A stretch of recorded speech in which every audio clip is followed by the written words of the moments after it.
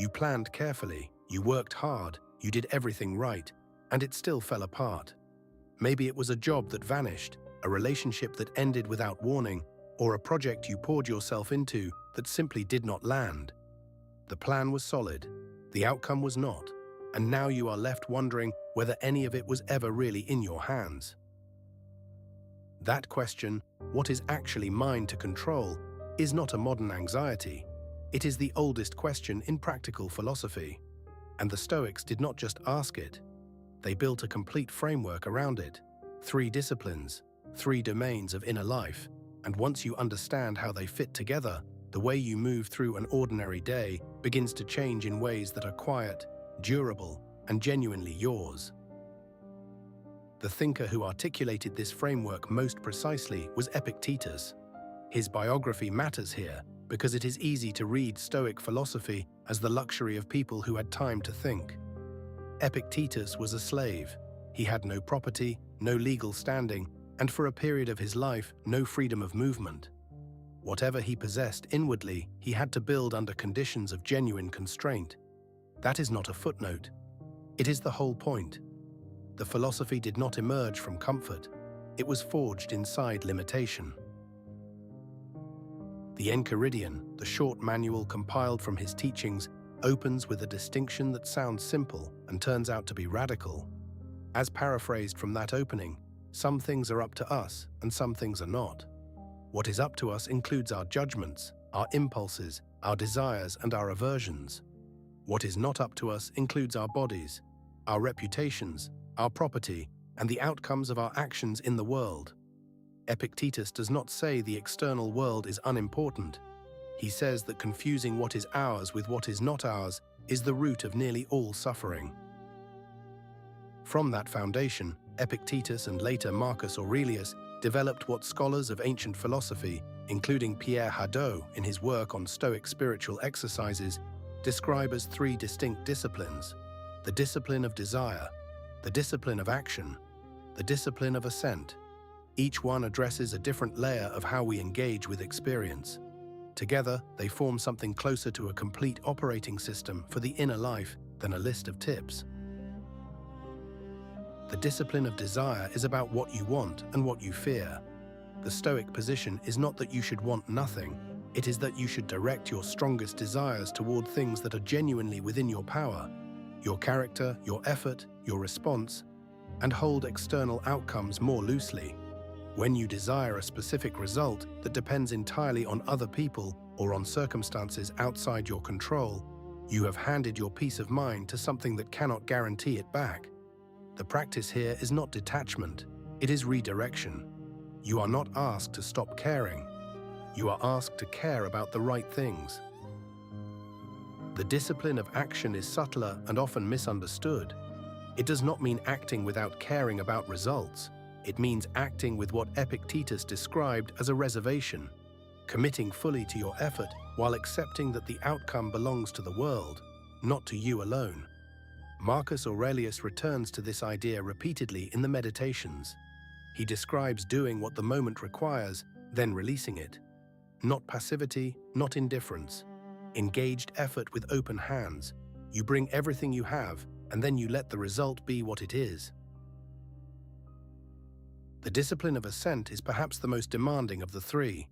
It concerns the gap between what happens to you and what you decide it means.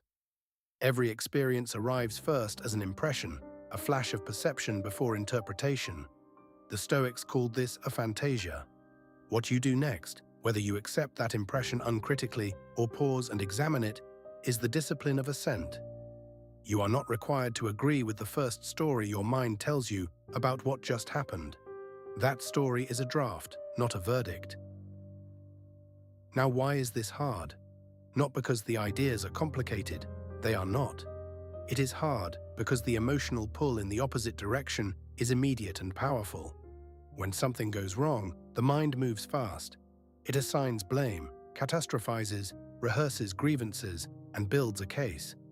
That movement feels like thinking, but it is often just reaction. The discipline of assent asks you to slow that process down, not to suppress the emotion, but to examine the judgment underneath it before you act from it.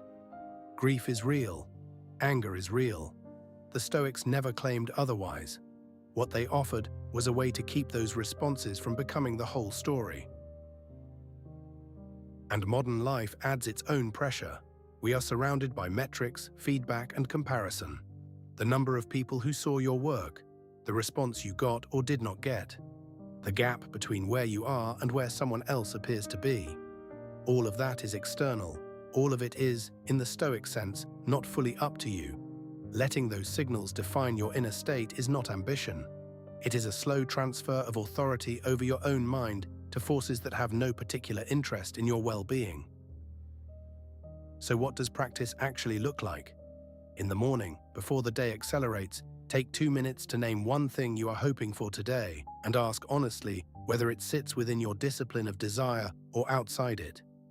Not to abandon the goal, but to locate where your effort actually lives. Then set an intention for action, not an outcome, but a quality of engagement. How do you want to show up, regardless of how it lands? In the moment when something goes sideways, the practice of assent has a physical anchor. Pause before you respond, even a single breath. That pause is not weakness, it is the space where the discipline lives. Ask yourself, what is the impression I just received, and is the story I am telling myself about it the only possible one? More often than you expect, the answer is no.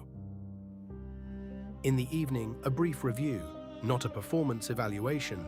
3 questions. Where did I act from my own values today? Where did I hand my peace of mind to something outside my control? What would I do differently tomorrow? That is it. Short, honest, and forward-facing. The point is not to judge the day, but to learn from it without carrying it into the next one. Over time, something shifts, not dramatically, not all at once, but the gap between event and reaction begins to widen. You start to notice the impression before you have already acted on it. You find that you can care deeply about your work without being destroyed by its reception. You become, in a practical and measurable sense, harder to destabilize. That is not emotional invulnerability. Grief is real. Difficulty is real. The Stoics never claimed otherwise. What changes is that you stop adding unnecessary suffering on top of the unavoidable kind. That distinction, small as it sounds, turns out to matter enormously across a life. Zoom out for a moment. These 3 disciplines, desire, action, assent, are not 3 separate practices. They are 3 angles on a single insight, that the quality of your inner life is the one domain where your authority is genuine and continuous. Everything else is shared with the world. Your judgments are yours alone. Epictetus, who had every external reason to be consumed by bitterness, built a philosophy of radical inner freedom precisely because he understood what could not be taken from him. Marcus Aurelius, who governed an empire and faced war, plague, and personal loss, returned to these same disciplines in private notes he never intended anyone to read. The framework held under those conditions. It will hold under yours. So return to where we started, the plan that fell apart, the outcome that did not match the effort. The question worth sitting with is not whether you could have controlled the result. The question is, which part of that experience was genuinely yours, and did you bring your full attention to it? That is where the work lives, not in the outcome, in the quality of what you brought. Stoicism, master your judgments, practice what is yours to control,